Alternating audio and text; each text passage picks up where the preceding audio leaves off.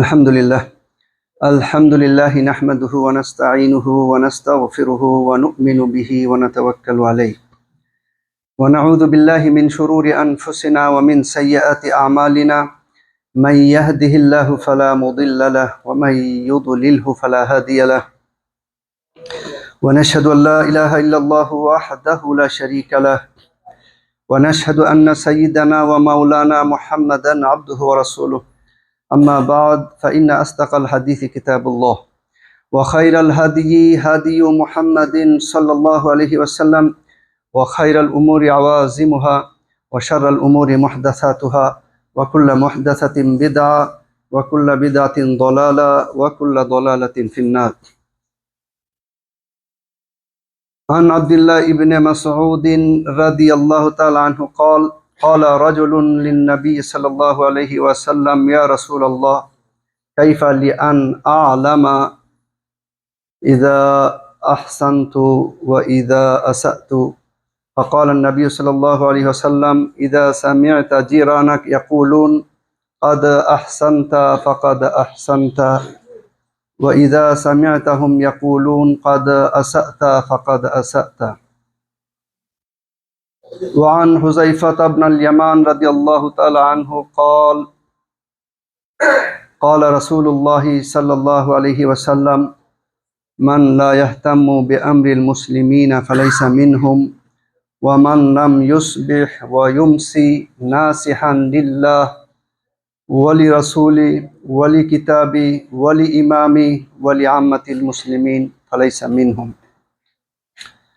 وقال الله عز وجل يا أيها الذين آمنوا اتقوا الله وقولوا قولا سديدا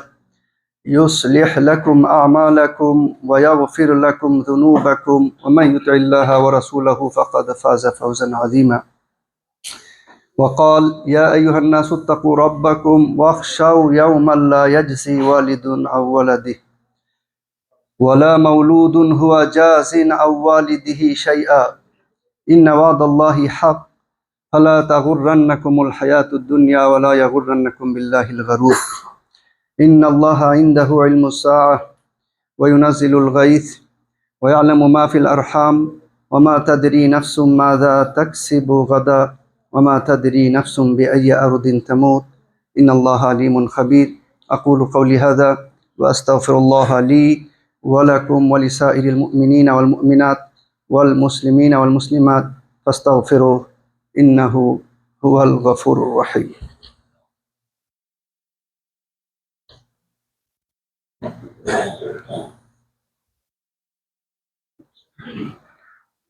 الحمد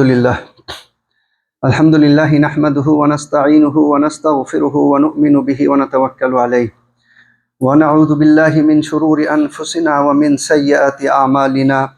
من يهده الله فلا مضل له ومن يضلله فلا هادي له ونشهد أن لا إله إلا الله وحده لا شريك له ونشهد أن سيدنا ومولانا محمدا عبده ورسوله أرسله بالحق بشيرا ونذيرا بين يدي الساعة من يطع الله ورسوله فقد رشد ومن يعصهما فإنه لا يضر إلا نفسه ولا يضر الله شيئا. أعوذ بالله من الشيطان الرجيم إن الله وملائكته يصلون على النبي يا أيها الذين آمنوا صلوا عليه وسلموا تسليما. اللهم صل على محمد عبدك ورسولك وصل على المؤمنين والمؤمنات والمسلمين والمسلمات وبارك على محمد وأزواجه وذريته. قال النبي صلى الله عليه وسلم أرحم أمتي بأمتي أبو بكر وأشدهم في أمر الله عمر وأصدقهم حياء عثمان وأقضاهم علي وفاطمة سيدة نساء أهل الجنة والحسن والحسين السيدة شباب أهل الجنة وحمزة أسد الله وأسد رسوله.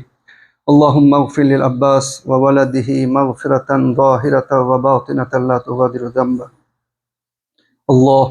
الله في أصحابي لا تتخذهم غرضا من بعدي فمن أحبهم فبحبي أحبهم ومن أبغضهم فببغض أبغضهم وخير أمتي قرني ثم الذين يلونهم ثم الذين يلونهم رضي الله تعالى عنهم وعن كل الصحابة أجمعين.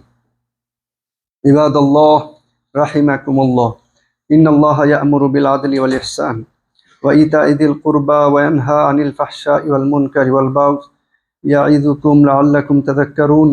فاذكروني أذكركم واشكروا لي ولا تكفرون.